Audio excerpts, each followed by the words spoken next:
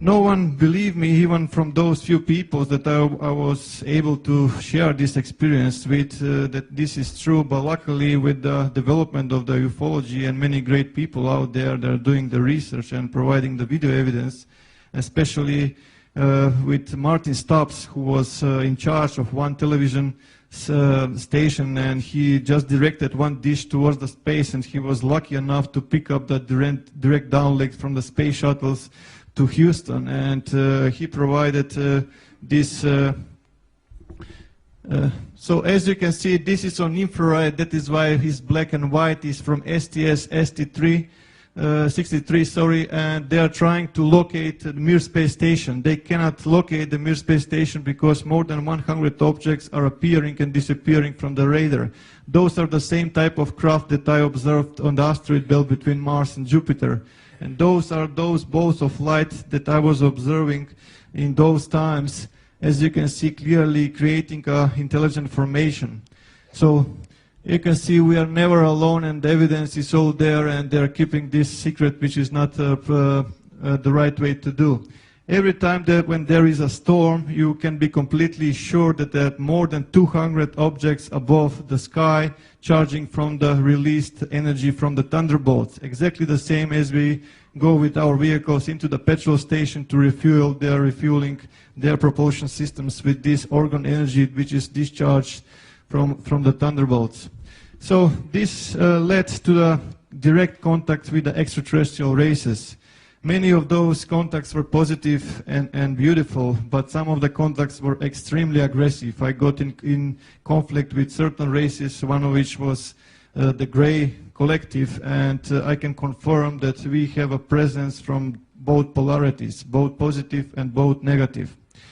My life afterwards went into the direction that I was trying to help as many as possible, giving my knowledge to all the people who is open to this.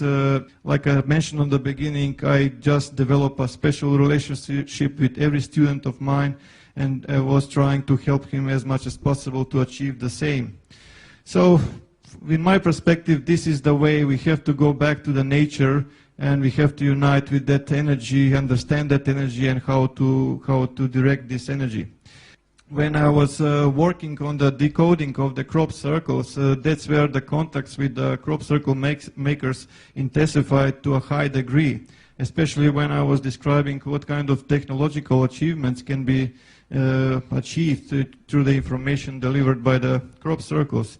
So as you can see here, those balls of light are everywhere, and from the Sri Yantra there is a huge ball of light everywhere. Every time when I was actually working on this, for example, this is one group that I worked in Melbourne. As you can see, those orbs are everywhere. Please pay attention to this region here. You will see one of those balls of light penetrating. It's completely intelligent, as you can see, and they're following me all the time, and the progression that is made. Which takes us to a logical question: who makes the genuine crop circles and why? To the best of my knowledge, at least few extraterrestrial races are making these genuine crop circles, and they have different approach, but mainly the approach is that to inform us, because our governments are deceiving us. They are not providing us the real situation of the planet, the real situation in the Milky Way galaxy, and especially the real situation, what we really are and what our potentials are.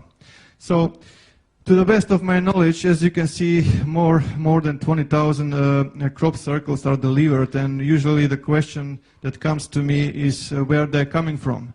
They're coming from many dimensions, and they live on many places, even in physical dimension, even in other dimension, but as you can see, they're using these like a portals. As you can see how they're actually penetrating our dimension, influencing with the microwave energy or electromagnetic energy, if you will.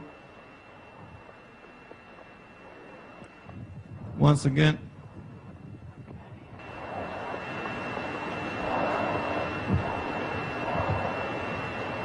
Okay. So, like I mentioned, to the best of my knowledge, more than 20,000 diagrams are delivered in the past few decades worldwide. The military is highly interested into these messages that are arriving, and every time there is a bolt of light or craft above the fields, the military is picking up on the radar.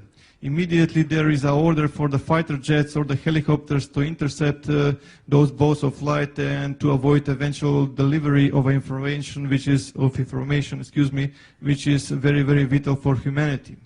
Usually people come to me and they say, look, are you aware that the government has lasers and HARP and everything, all technology that can create a crop circle just in a second directly from the satellite? And I will just say this, if that's the case, if those balls of light are governmental properties, then how come they're spending money for the fuel, just putting and giving order for those helicopters to chase their own property? It does not make sense. It became obvious, at least to me, analyzing few hundreds of diagrams, that there was an open communications from the genuine crop circles and then from the man-made ones, because it's obvious that the shadow government wanted to establish this kind of communication, exchanging of information regarding technology and many other stuff.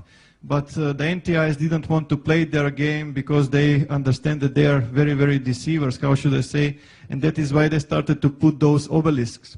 Those obelisks, there are receivers. As soon as certain frequency appears around the fields, which actually, as I mentioned a while ago, these objects are penetrating our dimension, this frequency appears, and that's where they actually are getting there. With the help of the Discovery Channel, National Geographic and other media, crop circle phenomena was completely buried. Just everyone is ridiculing this phenomena, everything is man-made, it's all done, it's nothing to see, and so on and so forth. So how come the military is so interested into this phenomena if that's the case?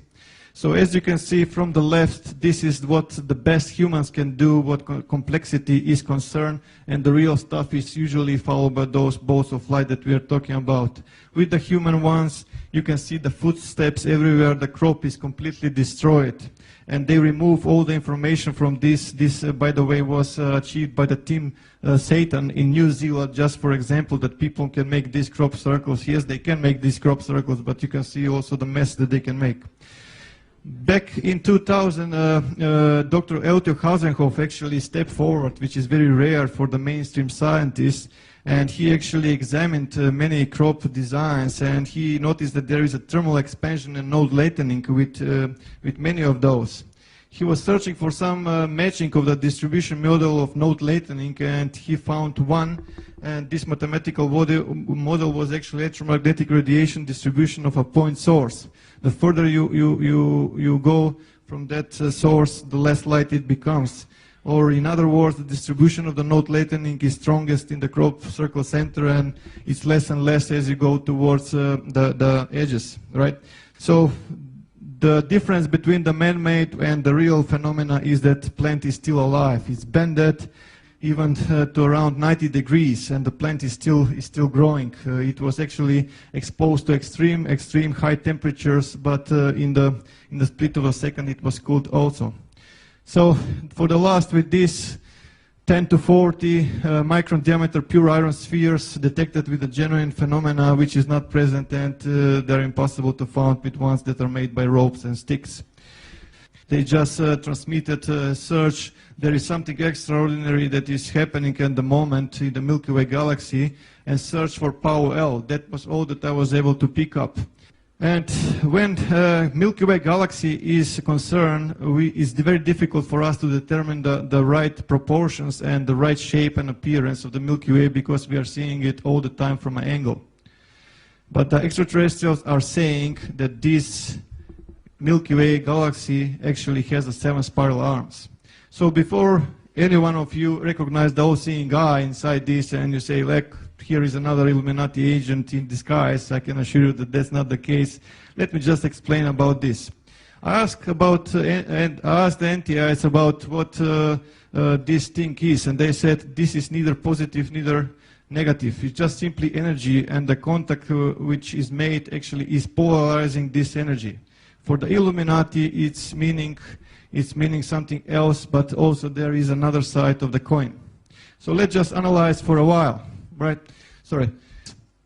And one of the professors in Germany, Linguistic Academy, Professor Kurt Schulman actually made a translation, and he stated that these writings is matching the time of the ancient Sanskrit, and the literal translation is "the Son of the Creator comes."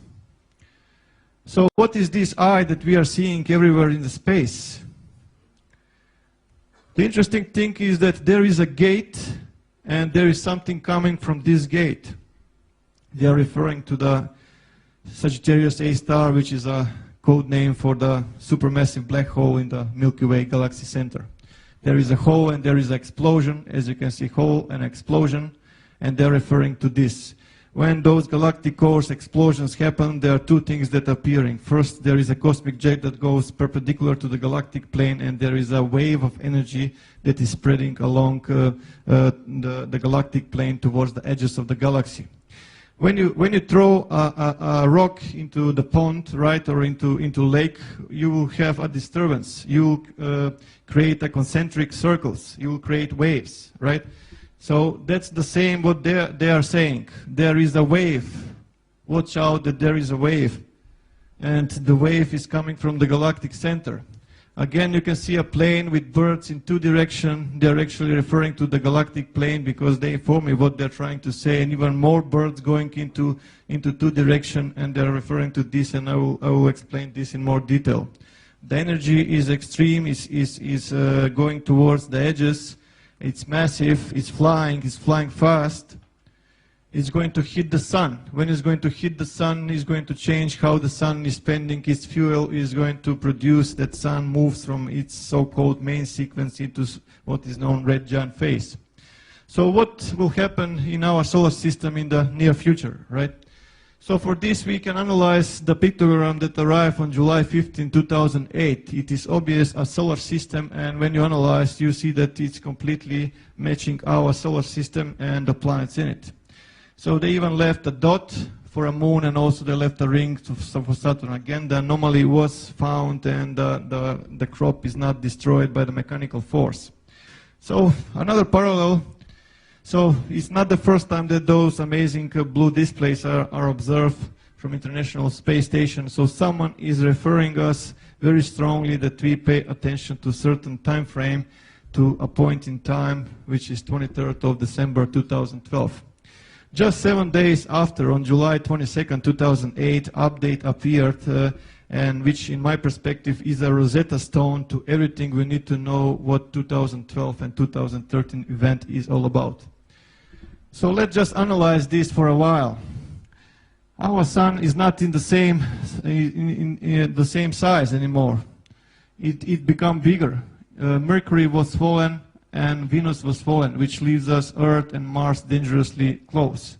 There is some kind of object appearing very close to our solar system, which exactly, if you apply astrophysics and you find astronomical charts, you will find that it is coming from the Virgo constellation.